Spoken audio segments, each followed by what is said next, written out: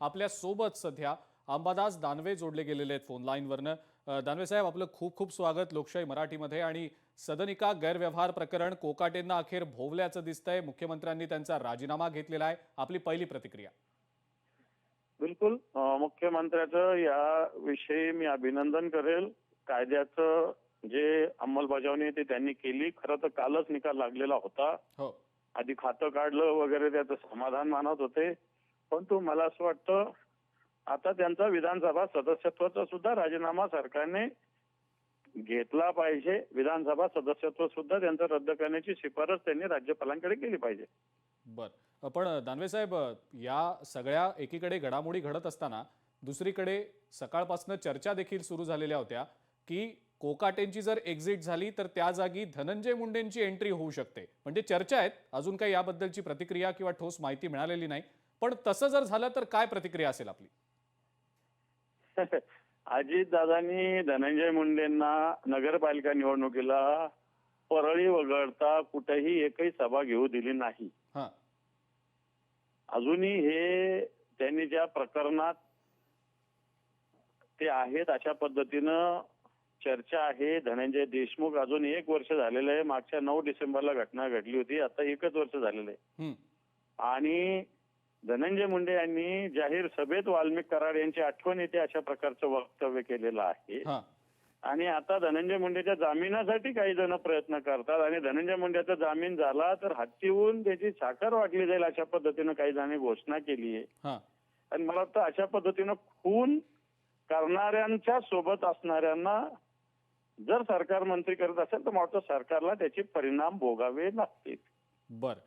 दानवे साहेब, आणखीन एक महत्त्वाचा मुद्दा म्हणजे एकीकडे या सगळ्या घडामोडी घडत असताना कुठेतरी राष्ट्रवादी काँग्रेस आणि अजित पवार यांच्यावर या मुद्द्यामुळे नामुष्की ओढावली असा देखील काहींचा आरोप आहे. हा आरोप आपल्याला पटतो का?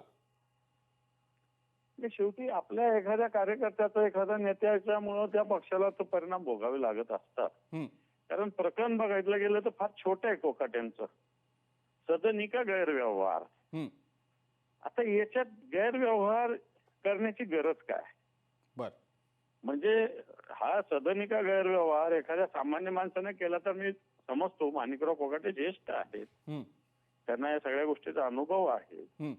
आणि तशा व्यक्तीनं सदनिका एवढ्या याच्यात गैरव्यवहार करणं मला असं वाटतं चुकीचंच आहे ना. आणि त्याच्यामुळे पक्षाच्या प्रतिमेवर त्याचा फरक पडतो. बरोबर. आणखीन एक प्रश्न विचारायचा आहे दानवे साहेब. करुणा मुंडे जे आहेत त्यांनी असा दावा केलाय की 15 दिवसांपूर्वीच हे सगळं ठरलेलं होतं, फक्त आणि फक्त धनंजय मुंडे यांना मंत्रिमंडळामध्ये घेण्यासाठी, म्हणून 100% धनंजय मुंडे मंत्रिमंडळात येतील असा दावा त्या करतायत. तुम्हालाही तसंच वाटतं? नाही, मी नाही बोलत. मी करुणा मुंडे वगैरे यांच्याविषयी मी काही प्रतिक्रिया देत नाही. बर.